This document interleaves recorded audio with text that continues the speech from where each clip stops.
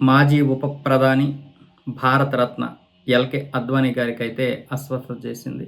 ఆయన వృద్ధాప్య సమస్యలతో బాధపడుతున్నారు. 2 రోజుల క్రితం ఢిల్లీలోని అపోలో ఆసుపత్రిలో అయితే కుటుంబ సభ్యులు చేర్పించారు.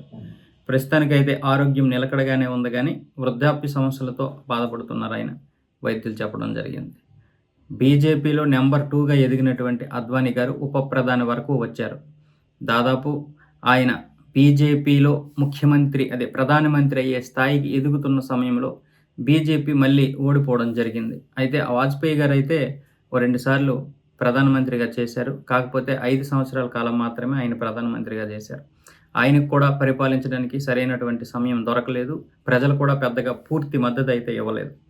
తర్వాత కాంగ్రెస్ పార్టీ రావడం, ఆ తర్వాత ఆయన అనేక పోరాటాలు చేయడం, దేశంలో జరుగుతున్నటువంటి అన్ని పోరాటాలు చేయడం, ముఖ్యంగా బాబ్రీ మసీదుపై ఎల్‌కే అద్వానీ గారే మొత్తం అన్ని రాష్ట్రాలు తిరిగి ప్రజలనైతే సమీకరించడం, యూనిటీగా మార్చడంలో ఆయన కీలక పాత్ర పోషించారు. ఈరోజు మనం అయోధ్య మందిరాన్ని కట్టుకున్నాం, నిర్మించుకున్నాం, మన బాలరాముడిని ప్రతిష్ఠించుకున్నాం అంటే దానికి ముఖ్య కారకులు ఎల్‌కే అద్వానీ గారే. అయితే ఇప్పుడు ఆయనకి 96 సంవత్సరాలు.